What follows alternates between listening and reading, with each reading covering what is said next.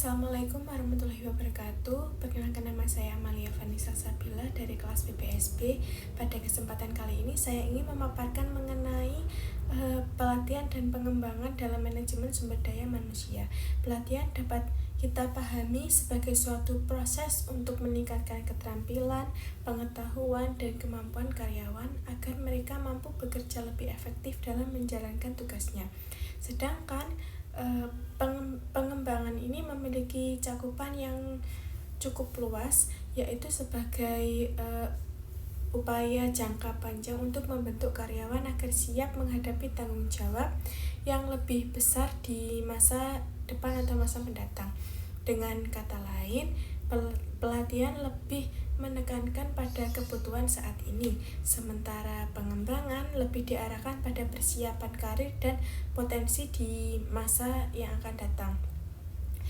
Proses pelatihan dan pengembangan ini umumnya dijalankan oleh bagian HRD, namun atasan langsung juga berperan penting karena mereka lebih memahami kebutuhan teknis dalam pekerjaan sehari-hari. Selain itu, perusahaan bisa melibatkan pilihan eksternal seperti lembaga pelatihan atau trainer profesional agar materi yang diberikan lebih relevan, praktis, dan bervariasi.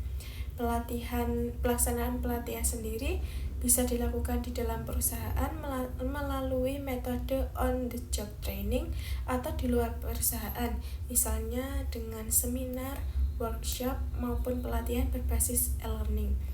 Program ini biasanya diberikan kepada karyawan baru, karyawan yang menghadapi perubahan teknologi, atau mereka yang dipersiapkan untuk posisi kepemimpinan.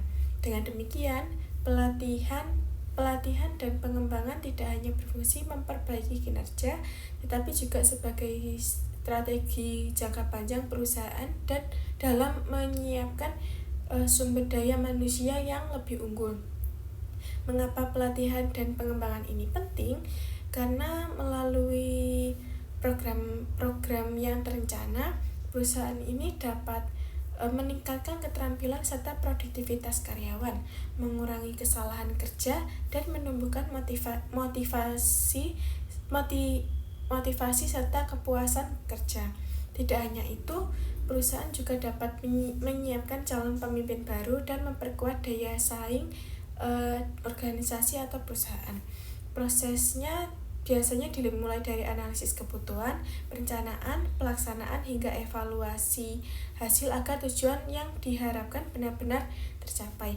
Namun dalam praktiknya tentu ada beberapa tantangan, seperti keterbatasan biaya, kurangnya motivasi peserta, atau materi yang kurang sesuai dengan kebutuhan pekerjaan.